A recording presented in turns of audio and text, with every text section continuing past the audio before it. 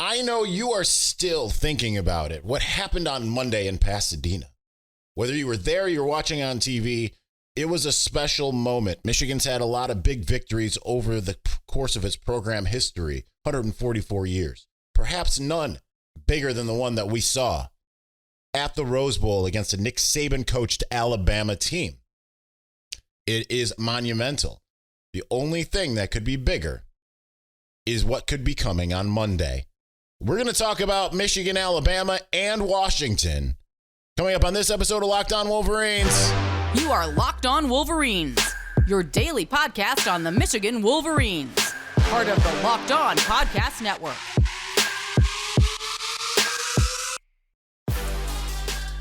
Happy Wednesday. We're back and doing it right here in the local studio, a.k.a. my house. Locked On Wolverines podcast, part of the Locked On Podcast Network, where it's your team every day. I'm your man on the ground, Isaiah Hole, publisher of Wolverines Wire through USA Today Sports Media Group. It is late on Wednesday evening, thanks to my red eye, in which I came home from Los Angeles last night. Was not my best flight. It was a bad one for me. Alas, I made it back home. And I fly out to Houston on Friday afternoon. We'll arrive in the evening. Apologies to anyone on my flight who saw that was trying to sleep and had to deal with me constantly getting up and moving around and trying to gain my composure and all of that. Yeah, it's that difficult for me sometimes. Nonetheless, we are home and excited to be set to go en route to Houston and in traditional coming back form. I can't get my microphone to stay where it needs to be. Nonetheless, Michigan, obviously, last time we talked to you was a very short show on the field at the Rose Bowl in the aftermath of the 27-20 overtime victory over the Alabama Crimson Tide. Michigan certainly was favored in the game, but it just, I mean, it's Alabama, right? You know, I talked to, I say we, it's the royal we. I talked to Jalen Milroe before the game on the opening, the welcome event at Disneyland. We talked about that before, about how he was just very blasé. Like, we've seen, you know, better defenses in the SEC, yada, yada, yada. Okay, listen. The Big Ten is a defensive conference, and that makes sense by virtue of being where it has been located regionally. And obviously things are changing here momentarily. So it's no surprise to me, and all the surprise to Jalen Milroe, that he had a season low 116 yards passing and that they had 288 yards total, which is the lowest that Alabama's scored in 7 years, and the lowest that the college football playoff has seen in some time as well. I believe 4 years. So that is, again, a testament to Michigan. That was the thing I was afraid of to some degree. I can understand Jalen Milroe's line of thinking the SEC is better, but that's not where I was coming from. I was thinking, okay, Michigan's defense has not traveled each of the last 2 years. Now, Georgia was just Georgia. But, I mean, Alabama, it's not in the same plane as the 2021 Georgia team. Still, you know, Michigan's defense hasn't tended to travel that well in bowl games. That's just kind of how things tend to go, unless you're facing the Iowa offense. Congratulations to the Tennessee Volunteers. But it was a different animal, and it performed so well, right? The 6 or 7 sacks, whatever it was in the game, just absolutely phenomenal job by Michigan to be able to be so dominant up front. It's funny seeing some of the things I've seen, like Alabama was dominating up front. When were they dominating up front? That didn't happen in this game. The only time that things started kind of backing off was when Alabama's run game started kind of clicking, and then they had to back off against that and defend the pass a little bit and all that kind of stuff, right? So that was the only point where it was kind of like the third quarter, Michigan's defense was on its heels a little bit, but it was no surprise to me whatsoever that when it came down to needing a defensive stand on that first overtime, that Michigan's defense was going to make that stand. There was no part of me in that moment. Yes, it was nerve-wracking. Well, I'm not going to say it wasn't nerve-wracking, but at the same time, it was nerve-wracking in the sense of anything can happen, but what I thought was going to happen is what happened. But it was nerve-wracking. I mean, like, I was on my knees. I rarely kneel when I take photos, but the sideline was so crowded.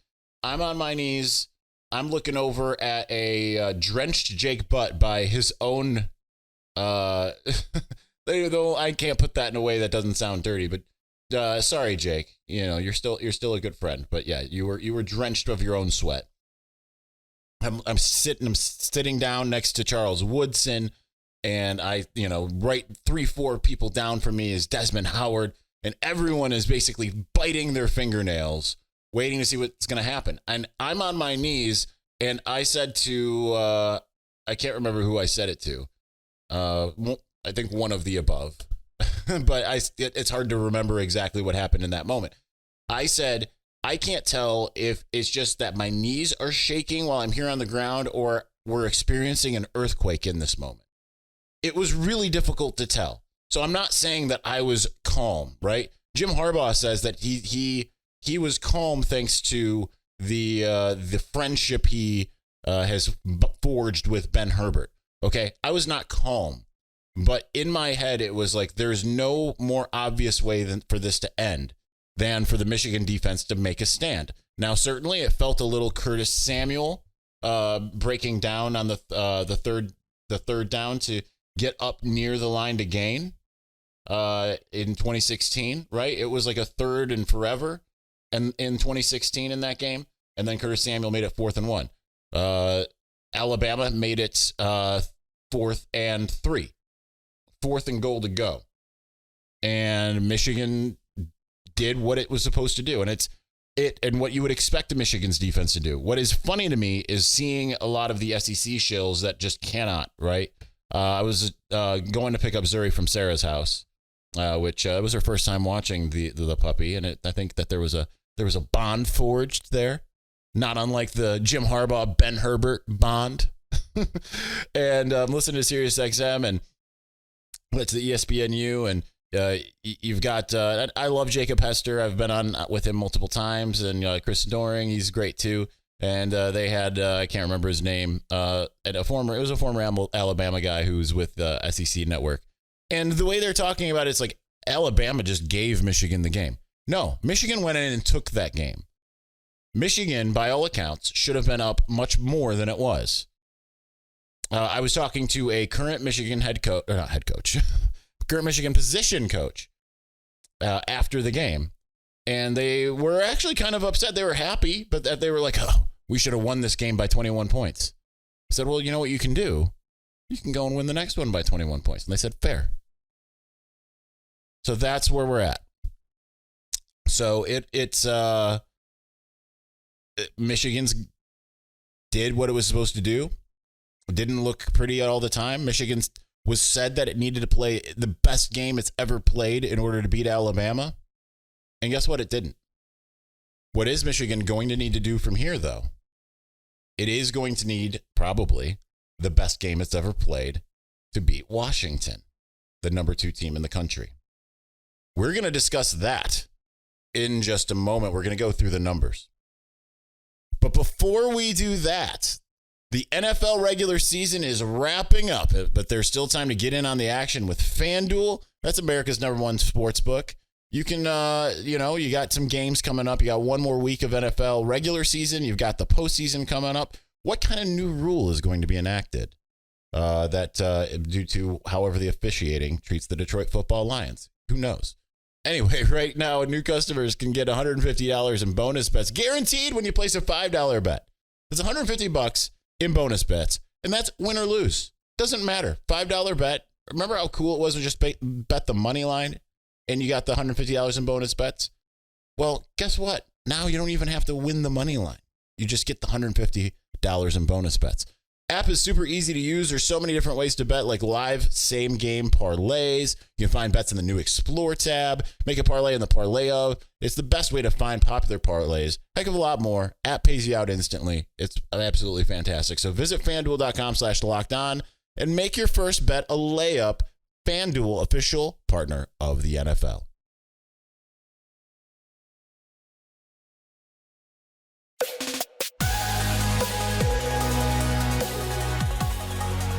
All right, we're gonna try to do things a little bit. We're gonna get in shows where we can. So the plan here for the week, just to set up your expectations, which I almost always fail to meet. I'm aware of that. Is to do another show on Thursday, to do another show on Friday, both of them from here. And then, especially while it's easy, I don't accidentally not post shows generally from here like I did with, I think it was the Friday show from last week. I forgot to post the audio of it until like the game was over, because it's just the mobile situation isn't as good. But we will also be going, we've got some setup space thanks to the college football playoff. And we're going to do a Saturday, Sunday, and Monday show from there. And then we'll see what happens if we are going to do a Tuesday. If we do a Tuesday, it'll be late, right? Well, we will do a Tuesday to react. And then after that, we'll probably take a day off. Is probably how that's going to go. So that's the goal. Whether that happens, we'll find out. But we're going to try to do everything we can while we're in Houston to give you shows, even on the weekend. That's why I'm telling you this. So that should be possible, just kind of given the schedule. It's a little bit different than the regular bowl games with different activities and stuff. We don't have that this time around. So Michigan, Washington, styles make fights, right? And this is certainly going to be one of those games. It's kind of incredible when you look at the numbers, just how diametrically opposed they are on either side. Michigan is a little bit more balanced than Washington, however. Washington does scare me because their offense is so potent. Let's look at the Washington offense versus the Michigan defense first. Passing, Washington, 350 yards a game. That's first in the country. 150 yards a game allowed, Michigan, number 2 in the country. Washington, not that great at running the ball. They do have a really good running back, however, although he did get injured late in the Texas game in the Sugar Bowl. 123.57 yards a game. That's 102nd in the country. Michigan allows 93.14. That's 9th allowed. Scoring, Washington is 10th in the country with 37.6 points per game. Michigan allows 10.2 points per game. That's number 1 in the country. First downs, Washington gets 23.7, 14th in the country. Michigan is first in the country, allowing only 13 per game. Third down conversions, Washington converts 46.84. That's 14th in the country. Michigan is 12th in the country, allowing 30.22. Red zone, Washington scores 85.92%. Percent of the time, 62nd in the country. Michigan, actually, this is where Michigan doesn't exceed Washington for the first time. 84% allowed, 74th in the country. But Washington is 27th when it comes to red zone conversions. Michigan is 5th as far as touchdown conversions, I should say. Tackles for loss, Washington did win the Joe Moore Award, has allowed 49 tackles for loss. They're 8th in the country. Michigan is 37th and has 82 tackles for loss. Washington's only allowed 11 sacks. That's 4th in the country. Michigan has 38 sacks. That's 15th. So that you're looking at good on good in this game. But you're also looking at decent on bad. Now, Michigan's offense doesn't get a lot of credit because they're not putting up a bunch of points and stuff. But they, as you know, as you've seen, when you need a clutch offensive drive, Michigan can make it. And there are certainly a lot of games where Michigan drives the field. We've seen those middling offenses where Michigan drives the field and just, middling defenses. Michigan drives the field and the other team just can't stop them, right? They don't punt. I'm talking about, let's see. We're thinking about Minnesota, who's 56th defensively. We're talking about Purdue, who's 69th defensively. Talking about Michigan State, who's 79th defensively. We're talking overall here. 87 is Indiana. Nebraska is, I think, higher than all of these ones here. I'm just kind of going off the cuff at the moment. Again, microphone just loves to fall. Nebraska's 11th in the country. Michigan just had their way with all of those defenses. Okay? Where does Washington fare defensively? Total defense, 97th in the country. They allow 404.1 yards per game. Michigan only usually gets 378.4. That's 72nd in the country. Passing, Michigan is 73rd with 218.9. Washington is 123rd with 267.1 yards allowed through the air. Rushing, Michigan averages 159.5. That's 62nd. Washington's defense is better against stopping the run at 43rd. 137.07.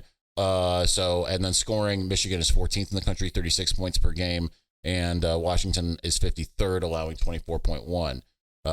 As far as first downs, Michigan gets 20.1 first downs a game. That's 70th. Washington allows 22.6, 122nd. Third down conversions, Michigan's 26th, 44.79. Washington is 81st at allowing them at 40.1. Red zone conversions, Michigan is 31st in the country by percentage. Washington is actually second. I think I got that wrong. I think I can pretty much completely. I think I put Michigan's in there. Opponent red zone conversions. Yes, that's supposed to be Michigan. So I'm gonna have to fix that. Washington 74th in the country when it comes to red zone conversions. 69.57. As far as touchdown rank, they're 70th, and they allowed they're 117th nationally. As far as tackles for loss, Michigan is 4th in the country, having only allowed 45. That's less than Washington's allowed. And Washington is 62 tackles for loss, 103rd in the country. Michigan's got 19 allowed sacks. That's 8 more than Washington in the same amount of games. And that's 30th in the country. Washington only has 21 sacks, 104. So they got 17 less sacks. So that is where those two teams stand. And if you really look at it, Michigan is just in a much, much better situation offensively to the Washington defense compared to the other way. But Michigan's defense has to travel. Now, if styles do make fights, I think it is important to note that Michigan has it has shown over the years that it can take on an Ohio State offense that is equally as incredible, essentially. Right? You think about C.J. Stroud, Jackson Smith and Jigba, Garrett Wilson, Chris Olave. They handled business a couple years ago, whereas, and then same thing without Jackson Smith and Jigba, but Marvin Harrison, Emeka Egbuka, and all the options that Ohio State had with C.J. Stroud at the helm. Michigan still managed to allow them to do some things while scoring more. So I would imagine game plan wise, it's going to be relatively similar because this is kind of a similar type of deal. All right, we're going to continue on by going and looking at 3 of the advanced stats places and seeing what they have to say. We'll make it 4. And we're going to do that here in just a moment.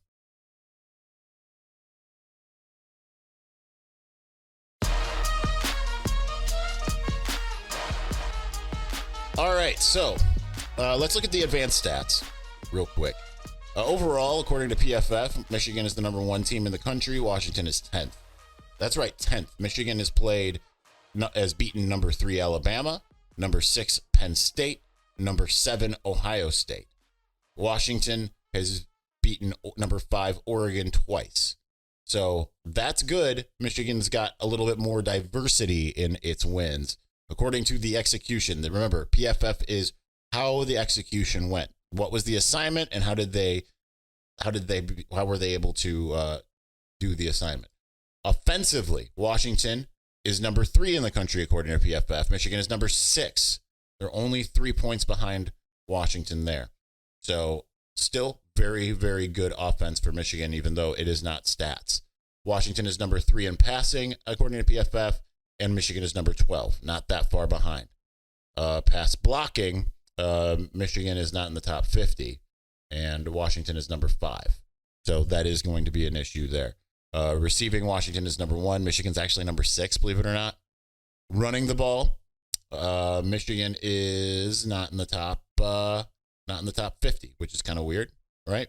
Considering what Michigan had been, Washington is 36. So according to PFF, they've done a better job at that. Michigan is 11th in run blocking, however, whereas Washington is 36th. Onto the defense from PFF. Michigan has the top-rated defense with a 95.4 score. Washington is not in the top 50. We're just going to keep going down here and see where Washington is, because I have the feeling that they are not in the top really anything. So we're scrolling past. I think I missed them somewhere. I think that's where we're at, because they've got to be here somewhere, right? Watch, they're probably much higher than I'm thinking, but I'm not seeing them on here. That's not great for Washington. All right, we got to search. 37th. See, I just missed them. 37th defensively, kind of despite everything here. Run defense, Michigan's 5th in the country, according to PFF on the run defense side. Washington is they're 73rd at their run defense. So weirdly, it's kind of converse to what their actual stats are. And seriously, this microphone's driving me nuts. It's just gravity. I know people are going to say, do this, do that. It's supposed to be balanced, and it just doesn't do it. Tackling, Michigan is 2nd when it comes to tackling. Washington is somewhere on here. See, this is the part with their defense. They're 105th. They're not great at tackling. It could be a feast day for the Wolverines when it comes to that. Pass rush, Michigan's 3rd. And Washington, which we do again a search, 36th. Coverage, Michigan is 1st. Again, they've got the best passing attack that Michigan has seen, number 3 in the country. When it comes to coverage, Michigan has a 93.6 score. So there's that. Washington is 15th when it comes to coverage. Special teams, certainly Michigan is not number 1 in that. Remember, it takes 2 of the 3 phases to win. Michigan won offensively and defensively and not on special teams against Alabama. Washington is 12th in special teams. Michigan certainly falling to 33. So that is PFF. That's where they stand across the board and what they have done. Now let's go to SP Plus, the post-bowl game SP Plus. There's only 1 game left, 2 teams. Michigan actually fell in the SP Plus to number 2. They were number 1 going into the Alabama game. Somehow Georgia managed to rise above 13-1 Georgia. So 13-1. Okay, yeah, that makes sense. Certainly part of it is Georgia doing what it did against a bad Florida State team without all their people. I know they're not a bad team, but just given everything. I mean, they're number 9 here. But Michigan is number 2. They have the number 12 offense and number 1 defense, number 7 on special teams. So not a big special teams loss there. Washington is number 12 at also 14-0. They are the 4th ranked offense, not too far ahead of Michigan, but ahead of Michigan.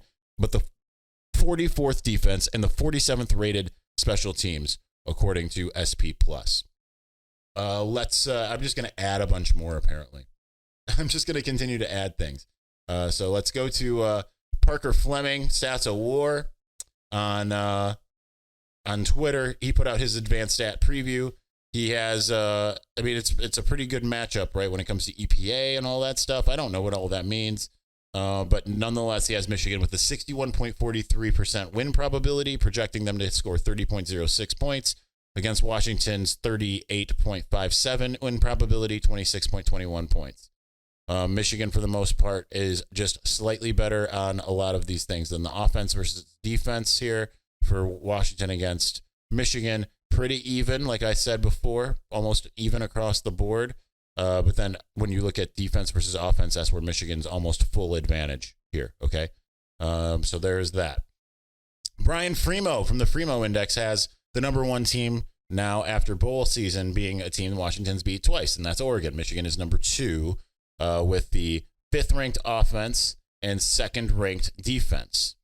Washington is number 9 with the 4th ranked offense and 27th defense.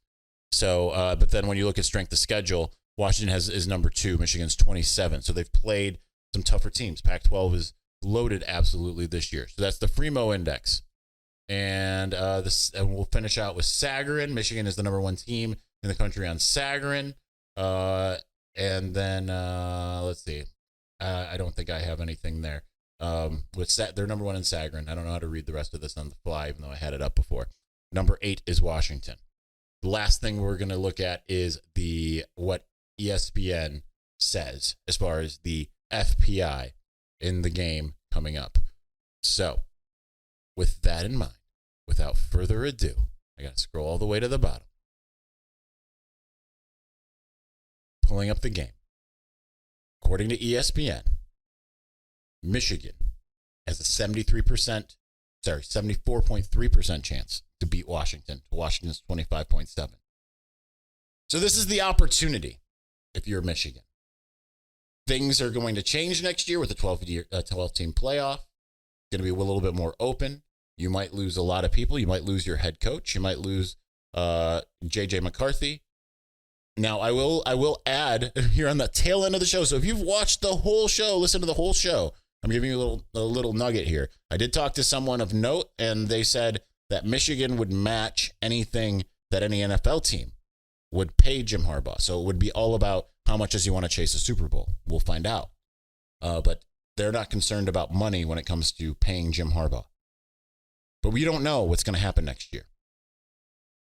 So it's the time right now.